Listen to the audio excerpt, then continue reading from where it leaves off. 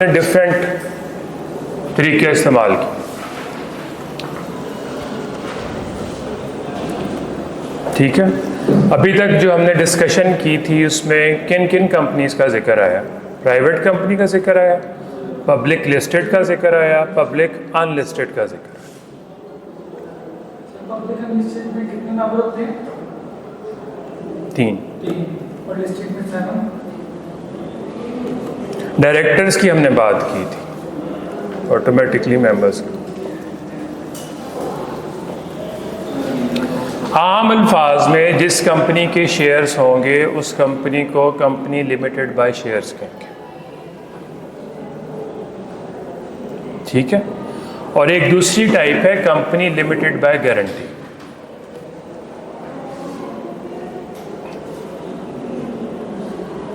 Company limited by guarantee दूसरी heading नजर आ रही है आप लोगों को? गारंटी क्या होती है? श्योरिटी देना, गारंटी देना। अच्छा, इसमें क्या कर रहे हैं कि जब आपने शेयर्स खरीदे हैं तो शेयर्स के पैसे या value, face value, nominal value, पैसे अदा करें। गारंटी में कहा जा रहा है कि जब ये कंपनी वाइंड अप होगी उस वक्त हर मेंबर कितने पैसे कंट्रीब्यूट करेगा, मैक्सिमम अमाउंट बता दी, गारंटी दी। उस वक्त जो मेंबर्स होंगे जब कंपनी वाइंड अप होगी, ठीक है, अगर 100 साल पुरानी कंपनी बनी हुई है, जो मेंबर्स की डेथ हो जाएगी, पुराने मेंबर्स की, ट्रांसफरेबल है ना चीज़, तो जो उस वक्त मेंबर्स होंगे जब कंपनी वाइंड अप हो रही होगी उनकी एक गारंटी होगी मेमोरेंडम में लिखी हुई कि ये कितना कंट्रीब्यूट करेंगे। ठीक है, अब शेयर कैपिटल कंपनी जो है कंपनी लिमिटेड बाय शेयर, उसमें तो आपके पास पैसे या कैपिटल आया जब लोगों ने शेयर्स खरीदे। कंपनी लिमिटेड बाय गारंटी में पैसे कहाँ से आए? गारंटी तो दे दी गई है जब वाइंड अप होगी तो हम इतने कंट्रीब्यूट करेंगे, पैसे कहाँ से आएंगे? डोनेशन से, इंडोमेंट से, फंड्स आएंगे। यानी कि आम तौर पे ये जो सोशल वर्क करने के लिए कंपनीज बनती हैं, या आप फैसलाबाद में चनाब क्लब जो है गारंटी लिमिटेड लिखा हुआ है, अगर उसे देखें तो बड़ा जी लिखा हुआ है उसका, तो वो किन के लिए बना हुआ? जो उसके मेंबर्स हैं उनको सब्सिडाइज रेट्स पे फैसिलिटीज़ मिलती हैं। सिविल सर्वेंट्स को शुरू जब किया गया था, सिविल सर्विस के लिए ये क्लब शुरू किया गया। ठीक है, तो वो जो उनको डोनेशंस, फंड्स, कहीं ना कहीं से कुछ ना कुछ ग्रांट्स मिलती हैं, उनका सिस्टम चलता रहता है। तो जब कंपनी वाइंड अप होगी तो उस वक्त वो क्या अमाउंट पे करेंगे? जो गारंटी दी गई है मेमोरेंडम में उतनी पे करें।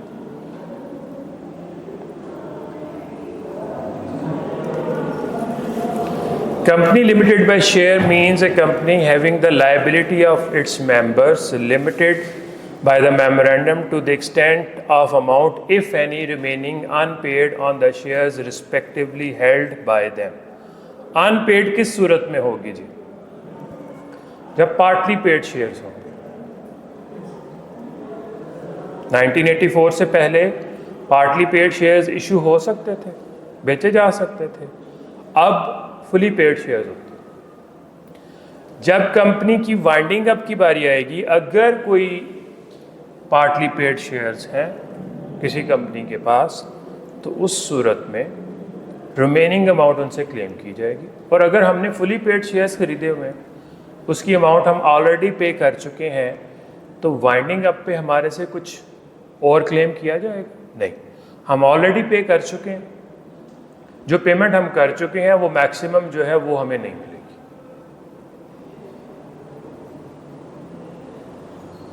ये वाली सूरत कब आएगी, कब अराइज होगी? जब पार्टली पेड शेयर्स हैं। 10 रुपये का शेयर है, उस पर हमने 7 रुपये अदा किए हैं, रिमेनिंग 3 रुपीज़ वाइंडिंग अप पे वो क्लेम कर रहे हैं। Most businesses that incorporate as companies, incorporate का वर्ड मैंने आपको शुरू में बताया था, रजिस्ट्रेशन के लिए कंपनी लॉ में कौन सा वर्ड यूज किया जाता है? Incorporate. Are companies limited by shares? The great advantage of this form of company is that the company is able, if the shareholders approve, to raise additional capital by issuing new shares.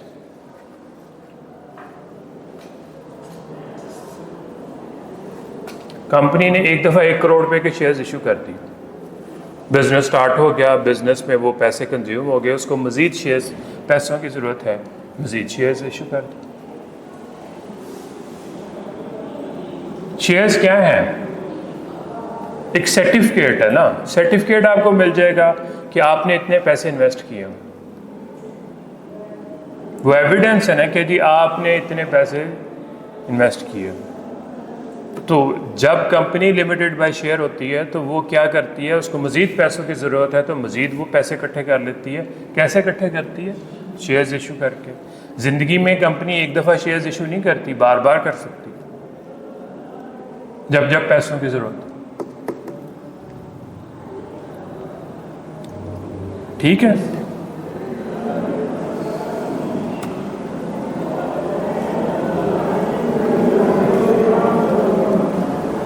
Next है जी company limited by guarantee. Company limited by guarantee means a company having the liability of its members limited by the memorandum to such amount as the members may respectively undertake to contribute thereby. नहीं मैंने पढ़ा, undertake का मतलब क्या होगा यहाँ पर? To contribute to the assets of the company in the event of its being wound up. Unconditional undertaking का वर्ड कहाँ पे आपने पढ़ा था?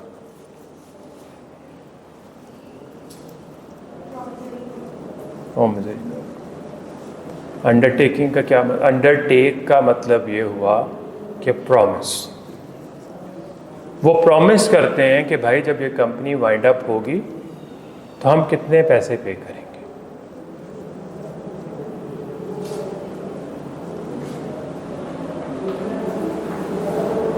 Undertake to contribute to the assets of the company in the event of its being wound up। जब company ऐसा event arise होगा, company wind up होने जा रही होगी, उस वक्त हर मेंबर कितने पैसे कंट्रीब्यूट करेगा।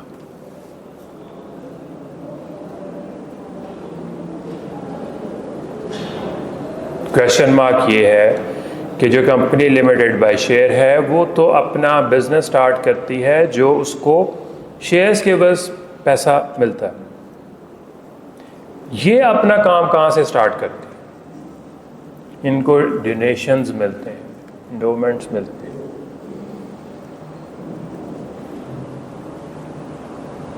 इसकी आगे से 2 टाइप्स हैं इसी कंपनी की। Company limited by guarantee having share capital, company limited by guarantee having no share capital.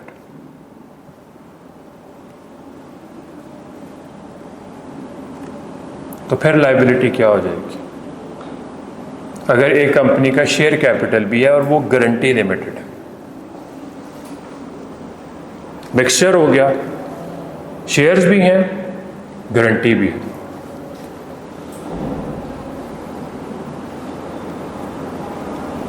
The liability of members of the company limited by guarantee not having share capital is restricted to the amount guaranteed as mentioned in the memorandum। इसका share capital नहीं है। Liability of members of the company limited by guarantee having share capital is restricted to the amount of guarantee as mentioned in the memorandum in addition to unpaid amount on shares if any। Unpaid amount on shares if any।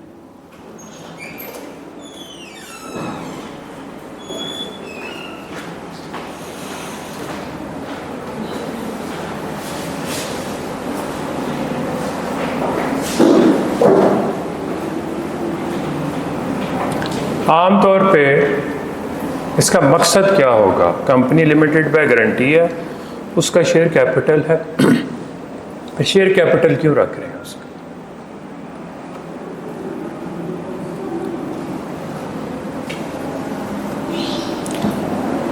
Voting power को determine करने के लिए एक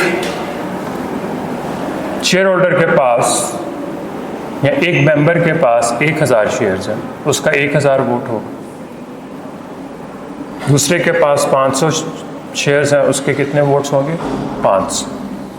अगर voting को आपने very करना है, वोटिंग राइट्स को, शेयर के साथ क्या अटैच होता है? वोटिंग राइट भी अटैच होता है। तो उस मकसद के लिए आम तौर पे कंपनी लिमिटेड बाय गारंटी में साथ शेयर कैपिटल भी ऐड करती है। आम तौर पे सोशल वर्क के लिए ये कंपनीज फॉर्म की जाती हैं। इसके पैसे कहाँ से आते हैं? डोनेशन से आते हैं। जब कंपनी वाइंड अप होती है तो गारंटी जो देते हैं मेंबर्स, उसके मुताबिक पैसे दिए जाते हैं। अगर इसका शेयर कैपिटल रख लिया गया तो उसका मकसद क्या है? वोटिंग राइट्स को डिटरमिन करना है या उनको वेरी करना है, वेरी डिफरेंट रखना है।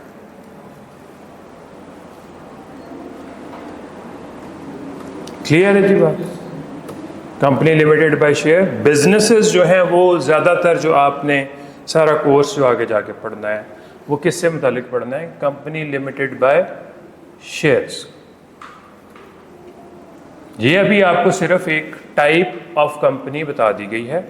यहाँ पे जिक्र आया है, या एक आधी दफ़ा और जिक्र आ जाएगा इसका, सिर्फ type of company, company limited by guarantee बता दी गई है।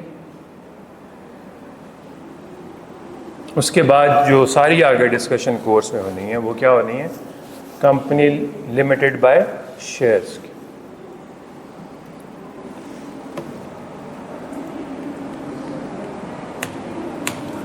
अच्छा जी, अनलिमिटेड लायबिलिटी कंपनी भी पाई जाती है जी।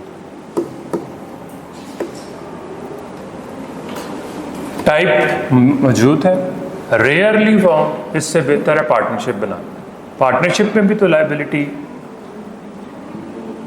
अनलिमिटेड ही होती है ना। कंपनी फॉर्म भी कर रहे हैं लेकिन लायबिलिटी क्या रख रहे हैं? Unlimited. Means a company not having any limits on the liability of its members. This has all the advantages of a normal company except that the liability of its members is not limited. In practice, the unlimited companies are fairly rare but are sometimes used by partnership style business. वही वाली बात की है, partnership. देखिए, separate legal entity होगी, members की होगी, इसकी कंपनी की होगी, कंपनी के नाम पे चीज़ें हो सकेंगी, लेकिन अल्टीमेटली मेंबर्स की लायबिलिटी क्या होगी? अनलिमिटेड होगी। उसके अकाउंट्स तैयार होगी, उनका ऑडिट होगा, उसकी इंफॉर्मेशन जाती जाएगी। अगर कोई अपने बिजनेस को कंपनी के स्ट्रक्चर पे चलाना चाहता है लेकिन अपनी लायबिलिटी को अनलिमिटेड रखना चाहता है तो वो इस तरह की कंपनी फॉर्म कर, वैसे वो पार्टनरशिप भी बना सकता है। लेकिन अगर उसको कंपनी स्टाइल में चलाना चाहता है तो इस तरह रजिस्टर करवा ले, लेकिन रेयरली, बहुत कम मिलेंगी कंपनीज। पार्टनरशिप्स होंगी, यहाँ कौन सी होगी? Companies limited by, sorry, limited liability company मिलेगी आपको।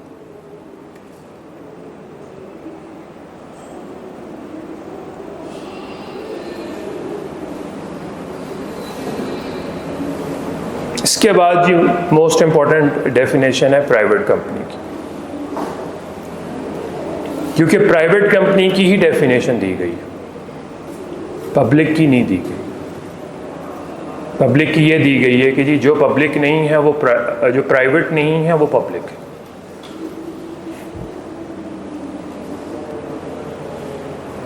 ठीक है, लेकिन हम प्राइवेट को ये नहीं कह सकते जो पब्लिक नहीं है वो प्राइवेट है।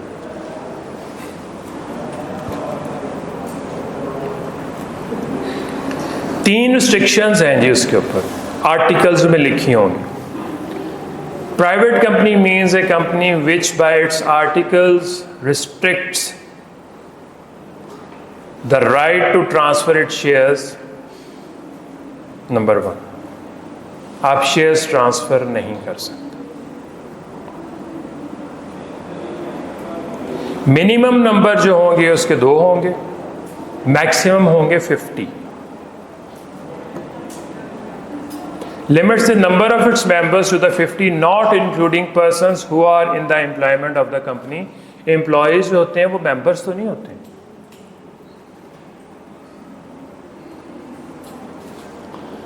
Prohibits any invitation to the public to subscribe for the shares or the debentures of the company. एक वर्ड कंपनी लॉ में यूज़ होता है जिसको हम क्या कहते हैं, सिक्योरिटीज़। सिक्योरिटीज़ में 2 चीज़ें शामिल हैं, शेयर्स एंड डिबेंचर्स। शेयर्स आप ख़रीद रहे हैं तो आप क्या इन्वेस्टर ओनर बन रहे हैं, डिबेंचर्स ख़रीद रहे हैं तो आप क्या बन रहे हैं, क्रेडिटर बन रहे हैं।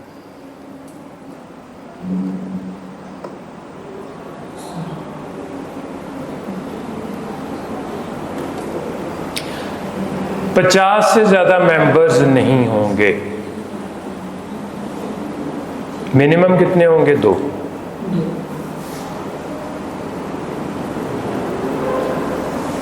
रिस्ट्रिक्शंस आप लगा सकते हैं। बेसिकली जो प्राइवेट कंपनी है ये भी पार्टनरशिप स्टाइल बिजनेस ही है। हम अपनी एक कंपनी फॉर्म करते हैं, आपने एक प्रॉपर्टी लॉ में एक रूल है, राइट ऑफ प्रीएम्पशन। गांव में जो ज़मीन होती है एक फैमिली की, उसमें से एक ज़मीन डिवाइडेड है फैमिली में ही। फैमिली का एक मेंबर अपने हिस्से की ज़मीन किसी आउटसाइडर को बेचना चाहता है, बाकी फैमिली मेंबर्स को इतराज़ होता है कि नहीं होता है इसके ऊपर? होता है। क्यों होता है? कि आप एक फैमिली की तरह हैं, आप एक दूसरे को जानते हैं, आप आपस में कंफर्टेबल हैं। एक बाहर का बंदा आएगा, फिर पानी की तकसीम, रास्तों के मसले नए इवॉल्व। तो फैमिली मेंबर्स उसको कहते हैं कि भाई पहले हमारा ख़रीदने का हक है, हमें बेचो, हम ख़रीद लेते हैं, अगर हम ना ख़रीद पाए तो फिर बाहर वाले को बेच दो।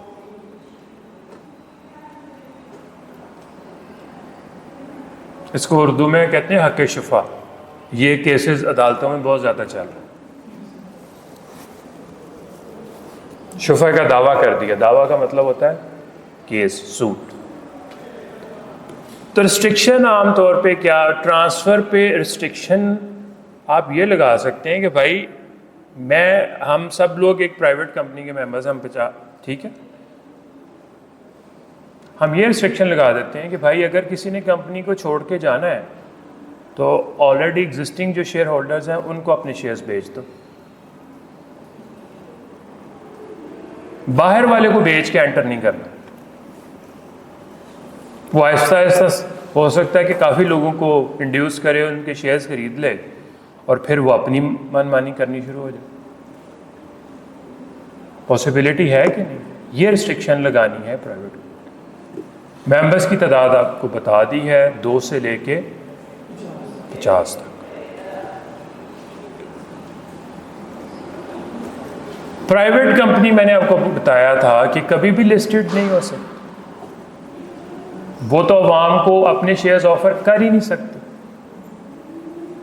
वो कौन सी कर सकती है? Public list. पहले वो पब्लिक होगी, फिर वो पब्लिक लिस्टेड होगी।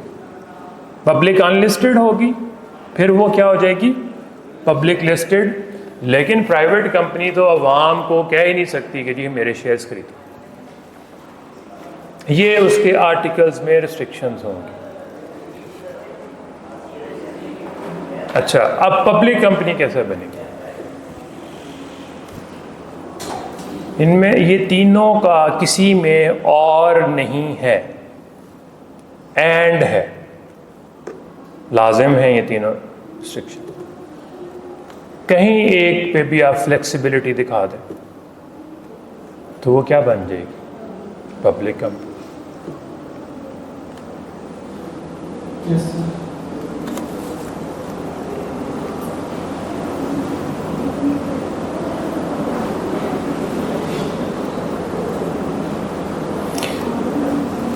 ये जो लास्ट में लाइन लिखी हुई है, एक शेयर के दो मालिक भी हो सकते हैं।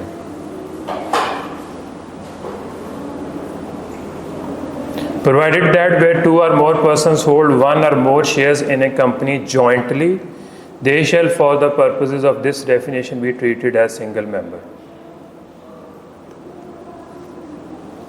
वो सिंगल मेंबर ट्रीट होंगे।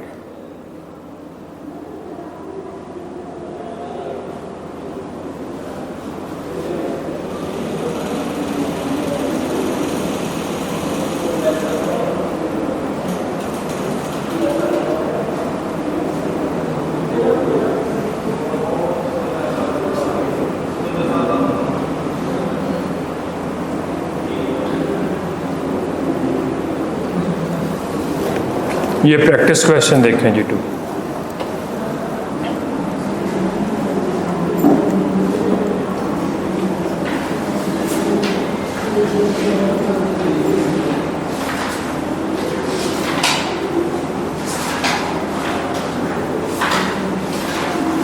Secretary has recently joined ABC Private Limited. She informed the CEO that the membership of the company has crossed the maximum provided in the Companies Act. Page number बताओ जी। 9. The data she shared with the CEO was individual members कितने हैं जी? Corporate members, sorry पहले corporate members पे आ जाए 14। Corporate members का क्या मतलब है? कंपनीज के जो शेयर्स। इंडिविजुअल कितने हैं? 34। जॉइंट शेयर होल्डिंग्स, 4 मेंबर्स के पास कितने हैं?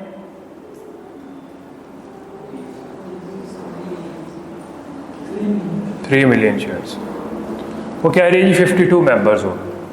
अभी आपने क्या पढ़ा है कि अगर आप जॉइंटली एक या एक से ज़्यादा शेयर्स होल्ड करते हैं तो वो सिंगल मेंबर कंसिडर किया जाए। ये 4 कंसिडर नहीं होंगे, 1 होगा। 49 मेंबर्स हैं इसके। सोल्यूशन देखें इसका।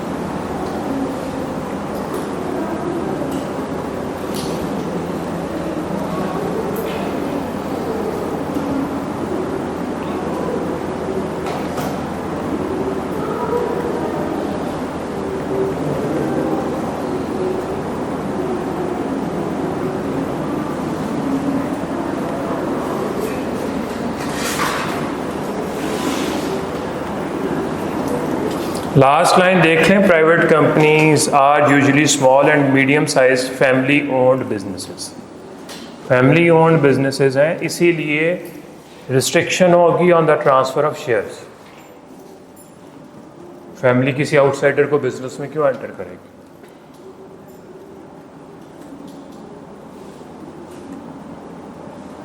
Yes, sir. पब्लिक कंपनी की डेफिनेशन जो मैंने आपको भी बताई थी, means a company which is not a private company. और आगे से इसकी 2 टाइप्स हैं। पब्लिक कंपनी मे और may not apply for the listing on the stock exchange.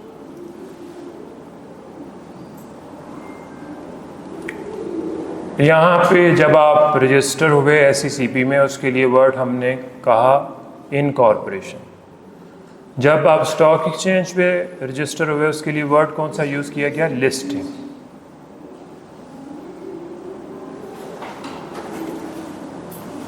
अच्छा जी, पब्लिक लिस्टेड कंपनी क्या है? Such form of public companies whose securities are listed on a stock on an exchange and they are traded as per regulations of the stock exchange. एक चीज को याद रखें और underline कर लें। A companies whose securities are listed on stock exchange, company list नहीं होती उसकी सिक्योरिटीज़ लिस्ट होती हैं, रजिस्टर होती हैं on the stock exchange. Securities में क्या चीज़ें शामिल हैं? Shares and debentures. अब सिक्योरिटीज़ की भी नीचे डेफिनेशन उसने दे दी। ये are tradable financial instruments use to raise capital. It includes equity securities. Shares को इक्विटी भी कहा जाता है। Shares and debt securities, debentures. Securities एक ओवरऑल कॉन्सेप्ट है, उसके नीचे क्या आते हैं? दो चीज़ें, शेयर्स एंड डिबेंचर्स। शेयर्स को इक्विटी भी कहते हैं।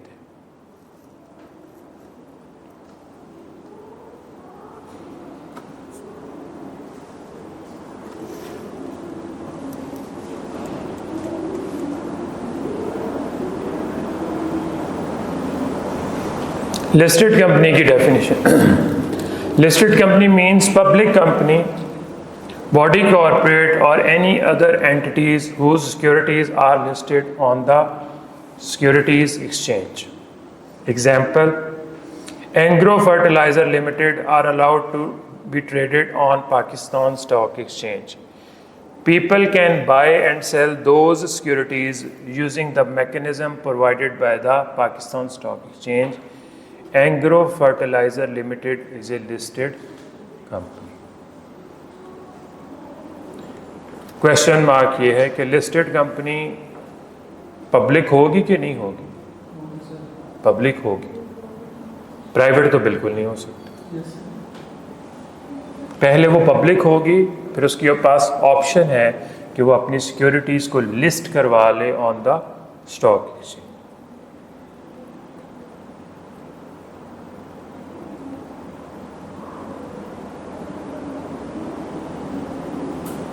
चलिए, public unlisted companies have not made an offer of their shares to the general public, hence their shares are not traded on the stock exchange. अब इसको हम डिफरेंशिएट कैसे करेंगे लिस्टेड से? देखें, इसके 50 से ज़्यादा मेंबर्स हो सकते हैं।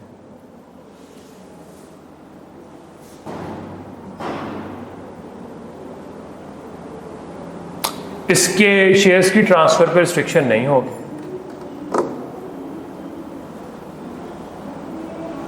ठीक है, तो वो कौन सी कंपनी होगी? वो पब्लिक होगी।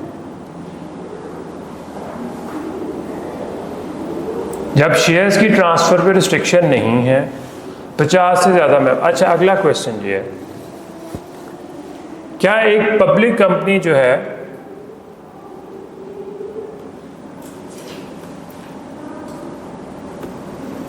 उसकी मिनिमम रिक्वायरमेंट, अगर हम कहते हैं उसके 20 मेंबर्स हैं, तो ये पब्लिक होगी? हो सकती है, क्यों नहीं हो सकती? उसकी शेयर्स की ट्रांसफर पर रिस्ट्रिक्शन नहीं है।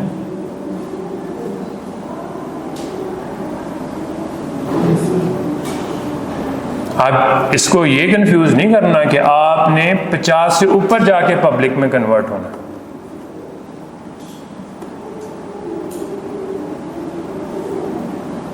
अगर आप शेयर्स ट्रांसफ़र कर सकते हैं, उस पर रिस्ट्रिक्शन नहीं है, वो फैमिली बिजनेस नहीं है, आउटसाइडर्स को, किसी और को आप शेयर्स ट्रांसफ़र कर सकते हैं, तो आप कौन सी कंपनी? Public company.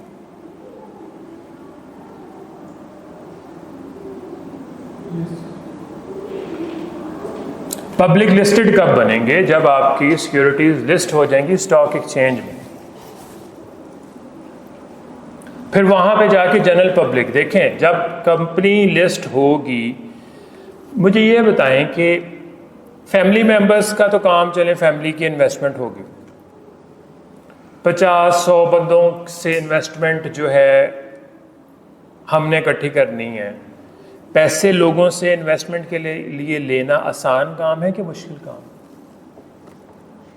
मुश्किल काम है।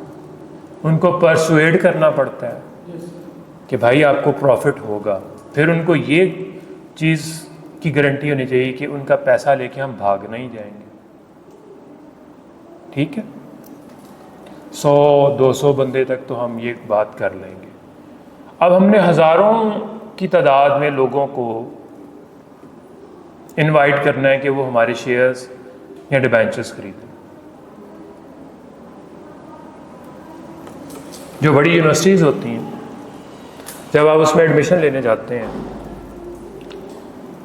तो वो हर एक को यूनिवर्सिटी के बारे में स्टूडेंट को कोई इन्फॉर्मेशन देते हैं कि प्रॉस्पेक्टस पकड़ा देते हैं। प्रॉस्पेक्टस पकड़ा, जो कंपनी स्टॉक एक्सचेंज पे लिस्ट होती हैं वो प्रॉस्पेक्टस पब्लिश करती हैं। और प्रॉस्पेक्टस में क्या इन्फॉर्मेशन होती है, पास्ट में आपकी क्या परफॉर्मेंस है, अब क्या हालात हैं और फ्यूचर प्लान्स क्या हैं।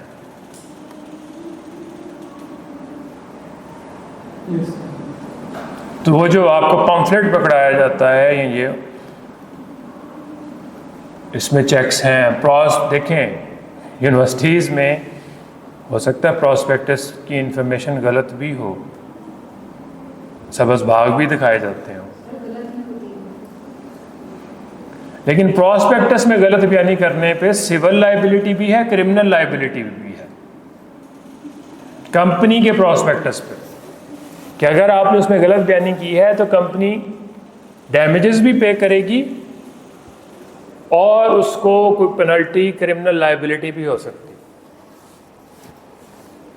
जबकि इस तरह का लॉ जो है एजुकेशनल इंस्टीट्यूशंस के लिए शायद होगा, लेकिन वो इम्प्लीमेंट नहीं।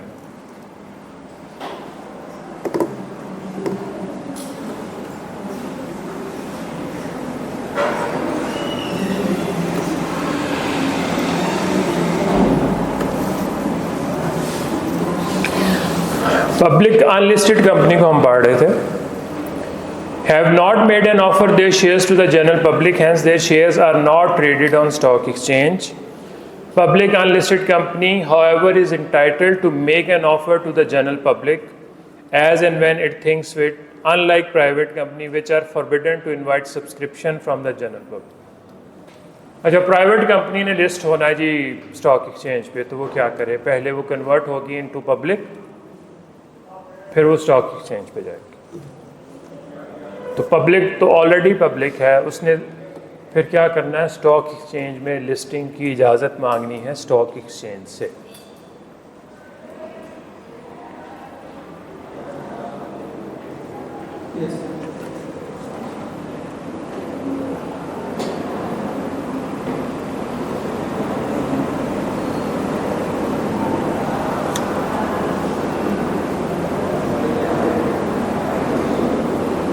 सफिशिएंट आज के लिए कि और डेफिनेशंस भी पढ़नी है?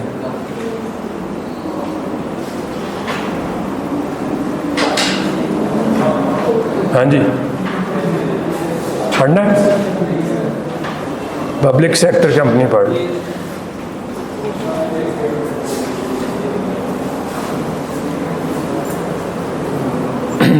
पब्लिक सेक्टर यूनिवर्सिटी कौन सी होती है?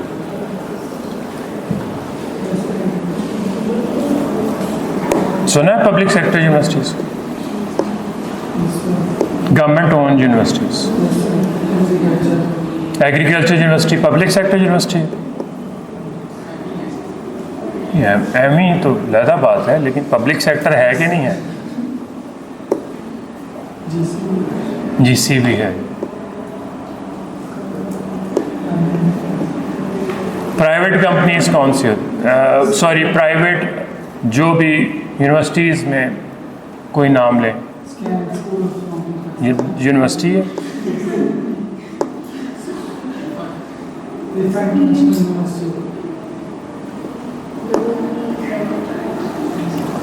Lahore school of economics, LUMS, Madina university,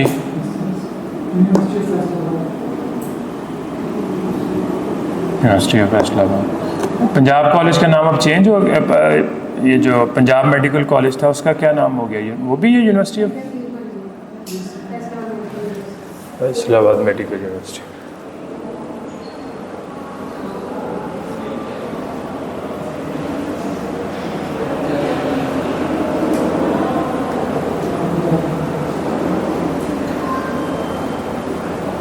example 9 देखें। Parco, Pak Arab refinery company limited, joint venture है between government of Pakistan the Emirates of Abu Dhabi. List incorporate कब हुई है? 1974 में। इसके कितने परसेंट शेयर्स पाकिस्तान के पास हैं? 60%। 40% शेयर्स किसके पास हैं? अबू धाबी के पास। Parco is a public sector company.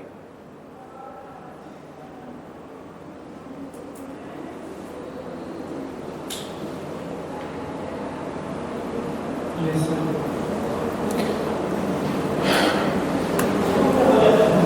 Public company को कंफ्यूज नहीं करना with public sector company. Public sector जब भी आएगा उसमें क्या लिंक बनेगा? गवर्नमेंट का लिंक बनेगा।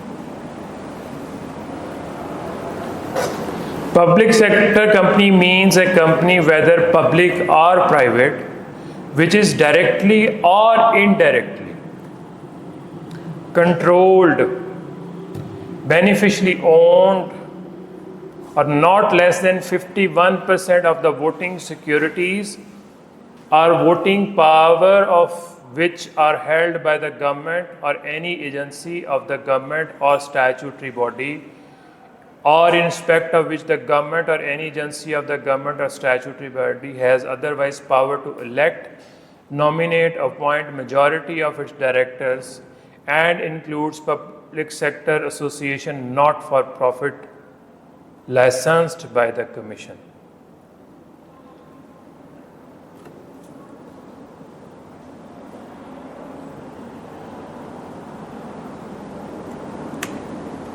इस डेफिनेशन को अगर हम होल्डिंग और सब्सिडरी के बाद पढ़ेंगे तो ज़्यादा आप लोगों को इस चीज़ की समझ आएगी। इसको रोक दें यहाँ पे।